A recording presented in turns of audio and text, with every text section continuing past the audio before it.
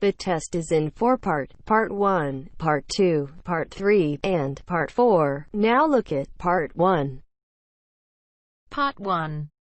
You will hear a conversation between two students about buying a used car. First, you have some time to look at questions 1 to 6.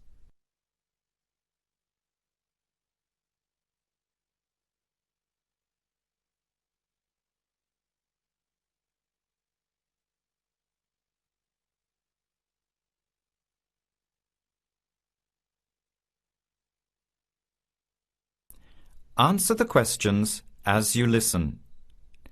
You will not hear the recording a second time. Listen carefully to the conversation and answer questions 1 to 6.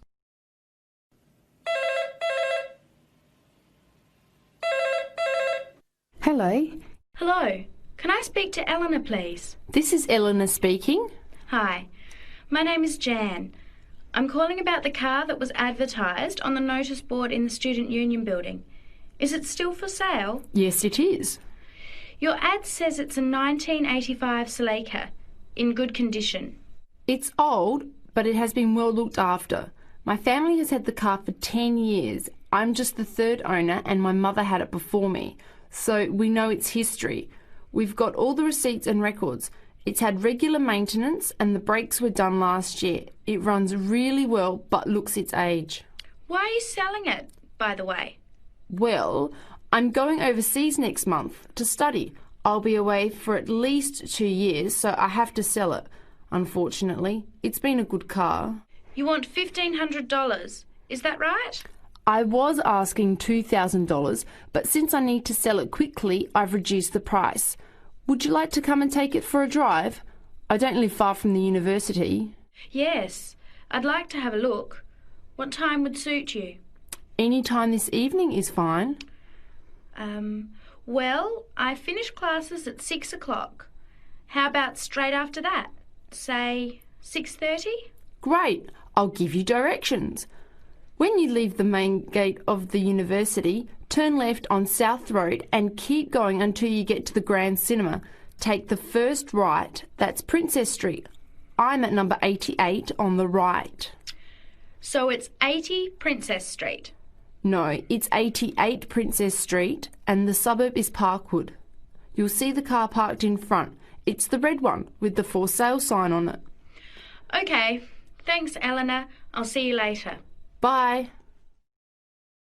Before you hear the rest of the conversation, you have some time to look at questions 7 to 10.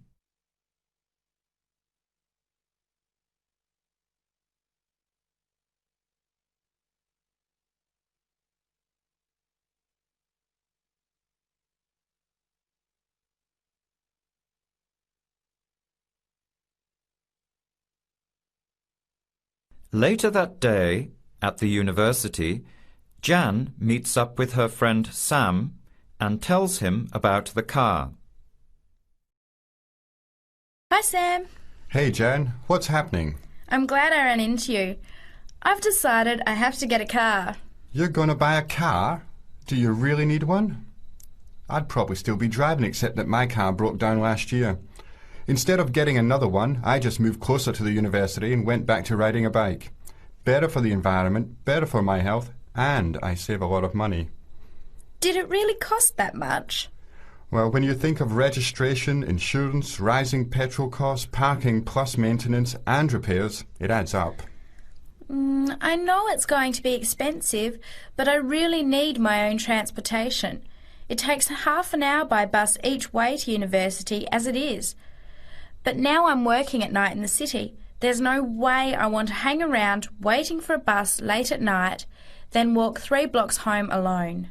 Hey, I think you've got a point there. So what kind of car are you looking at? It's an 85 Celica, same kind as I used to have. The owner's asking $1,500. That's pretty old. How many kilometres has it done? You know, I forgot to ask. I'll have to check tonight when I go to see it. Would you be able to come with me to have a look? At about 6:30? Sure, I'll come, but I don't know a lot about cars. I do know one thing, though. I wouldn't buy an old car without having a mechanic look at it first. That's a good idea. But won't it cost a lot? Not really. You can get a check done through the Automobile Association for $80, and it comes with a report on the condition of the car. It can save you a lot of money in the long run. I'll keep that in mind. So we have to get to Parkwood at 6:30. Do you want to take the bus? It goes straight down South Road every 15 minutes. Or maybe we could walk. I don't think it's that far. Actually, I could borrow my roommate's motorbike for an hour or so. He's working all evening in the library. Do you think he'd mind? No way. He owes me a favour or two. Okay, great. See you at 6, outside the student centre.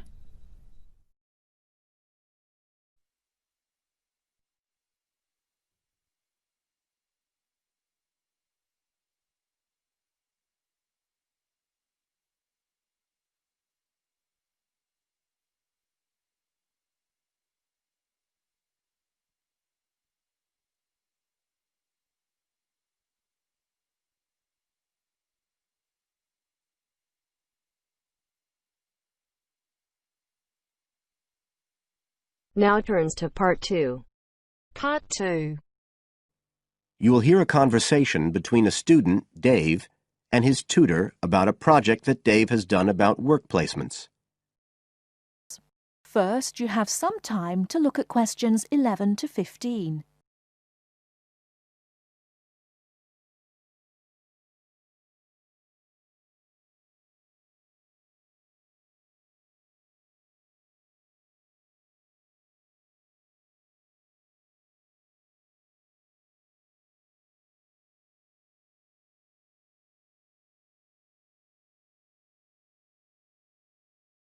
Now, listen carefully and answer questions 11 to 15. Good afternoon, Dave. Come on in and take a seat. Hi, Dr. Green. Thanks. Oh, hang on a minute. I'll just find the first draft of your project paper, and we can have a look at it together. Now, yours is the one on work placement, isn't it? Yeah, that's right. So what made you choose that for your project? Well, I suppose it was because sending students off to various companies for work experience seems to be such a typical part of educational courses these days. I mean, even school kids get to do it. But I felt everyone just kind of assumes it's a good thing. And I guess I wanted to find out if that's the case. But you don't look at schools or colleges, right? You've stuck to university placement schemes. Yeah, well, I quickly found that I had to limit my research. Otherwise, the area was just too big. Do you think that was okay? I think it's very sensible, especially as the objectives might be very different. So how many schemes did you look at? Well, I sent out about 150 questionnaires altogether. 50 of each to university authorities, students and companies. And I got responses from 15 educational institutions and 30 students in 11 individual companies. Great. That sounds like a good sample. And who did you send your company questionnaires to? Well, the idea was to have them done by the students' line managers. But sometimes they were filled in by the human resources manager or even the owner of the company. Right. I didn't find a full list anywhere, so I think it's very important to provide that, really. You can put it as an appendix at the back. Right. I've got a record of all the respondents, so that'll be easy. I hope other things were okay. I mean, I've already put such a lot of work into this project, identifying the companies and so on. Oh, I can tell. I think you've done a good job overall.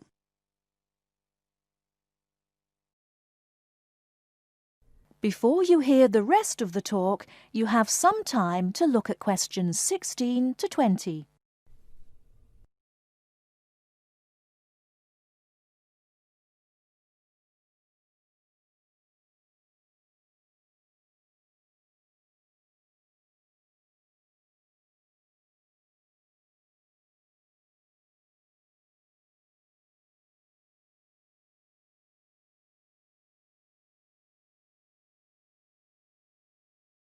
Now listen and answer questions 16 to 20.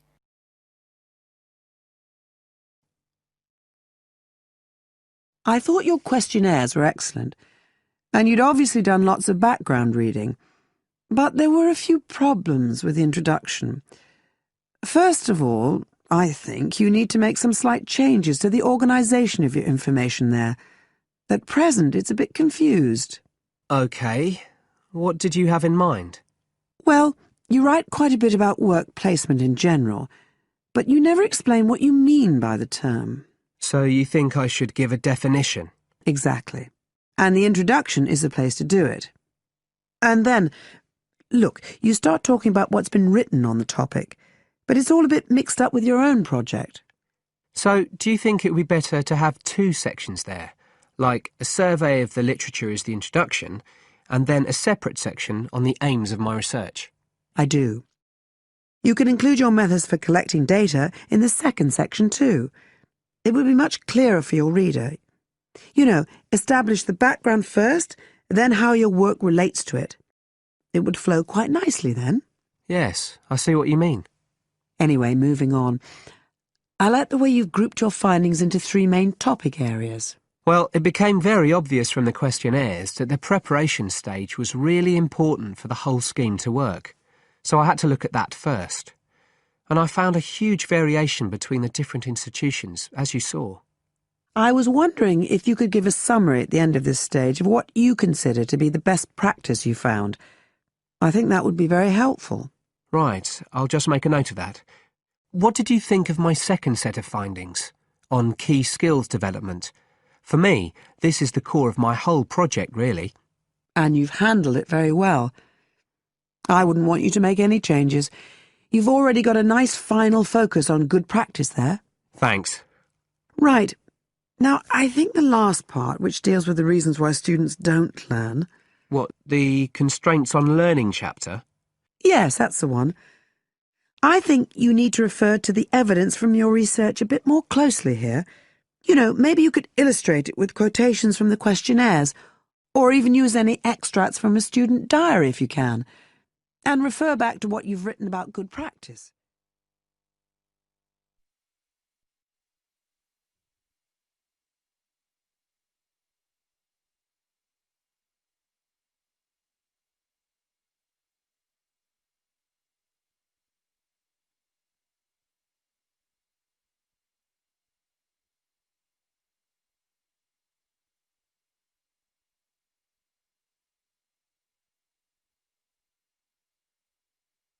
Now turns to Part 3. Part 3. You are going to hear an interviewer who is interviewing Alan. He made a great discovery of Mungo National Park. First, you have some time to look at questions 21 to 25.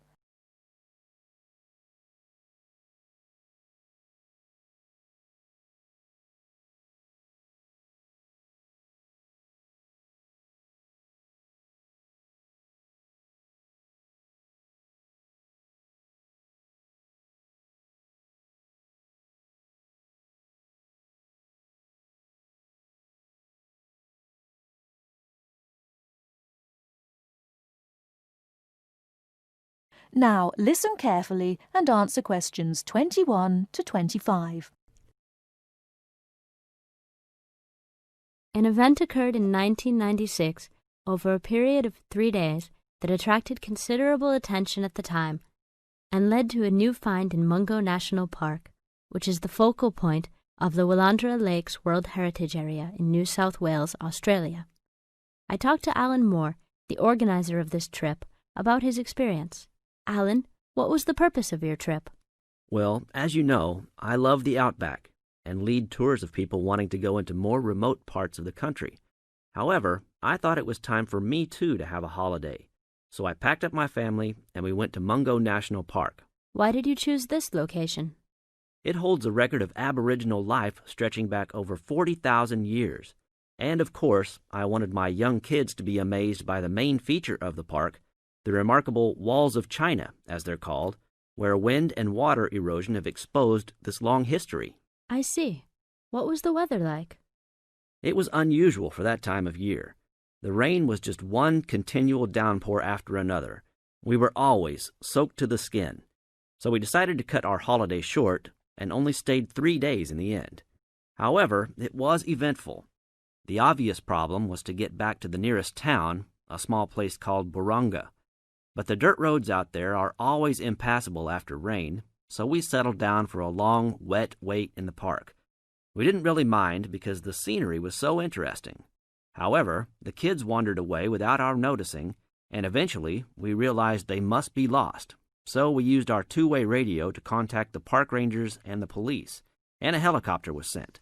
Luckily, the kids were found within a few hours, but they'd made an important discovery.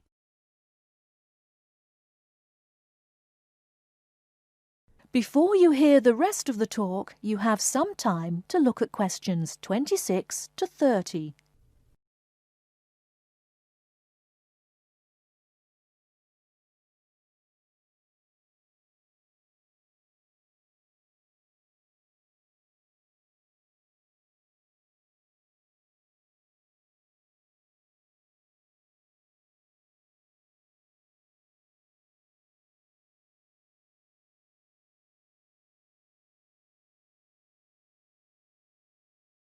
Now listen and answer questions 26 to 30.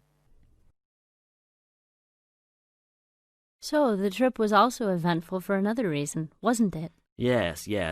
They led us to some ancient Aboriginal art. The kids had taken shelter in a very small, low cave that was difficult to see from the outside. We were lucky to have another family camping in our location. When they heard us calling the kids, they immediately helped us search for them, and as the hours went by, they also provided us with much-needed support and encouragement. We really appreciated their help, and as we were already soaked through after looking for the kids for a couple of hours, they even made sure we had enough dry clothes to wear. The park ranger managed to get through to us to lead the search, and when the helicopter pilot notified us by two-way radio that he'd seen the children but was unable to land nearby, we were able to eventually find them very excited about what was in their little cave. And what did you think of their cave?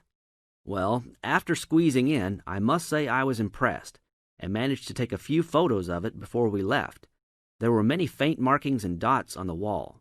It was difficult to tell what they represented because they were so small, but people from the museum who have since visited there said the markings were similar to some other findings in the area, and later confirmed they were very old. Although it's now a protected site, the children like to call it their cave, and are allowed to visit it when a ranger can go with them. Thank you, Alan. If you go to Mungo National Park, you can see the entrance to the cave and some of Alan's photos at the ranger's station. Alan continues to lead tour groups in the outback, and if you want further information,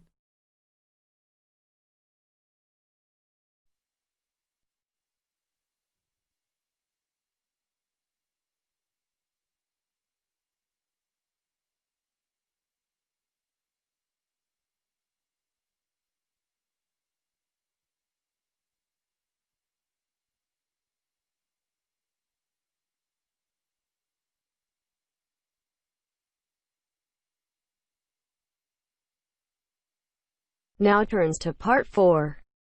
Part 4. You will hear a talk on the topic of time perspectives.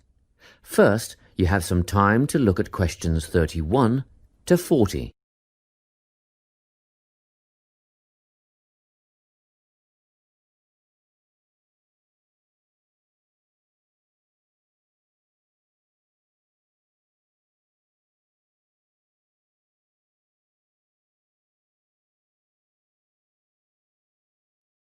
Listen carefully and answer questions 31 to 40.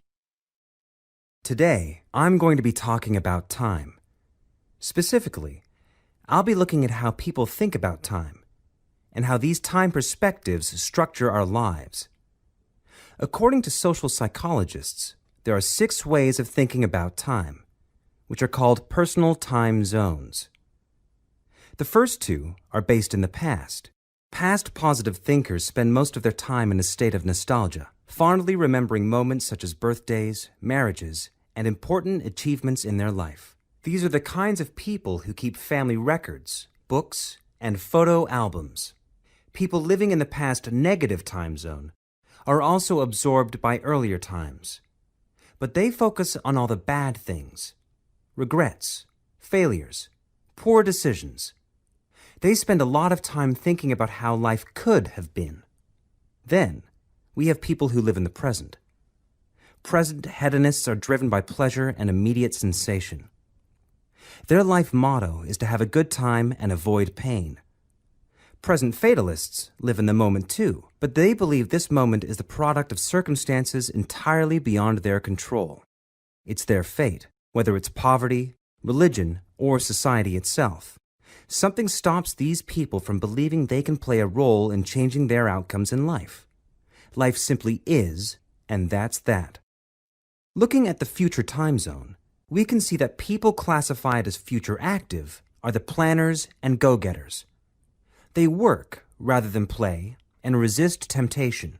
Decisions are made based on potential consequences, not on the experience itself. A second future-orientated perspective, future fatalistic, is driven by the certainty of life after death and some kind of a judgment day when they will be assessed on how virtuously they have lived and what success they have had in their lives. Okay, let's move on. You might ask, how do these time zones affect our lives? Well, let's start at the beginning. Everyone is brought into this world as a present hedonist. No exceptions. Our initial needs and demands, to be warm, secure, fed, and watered, all stem from the present moment. But things change when we enter formal education. We're taught to stop existing in the moment and to begin thinking about future outcomes. But did you know that every 9 seconds a child in the USA drops out of school?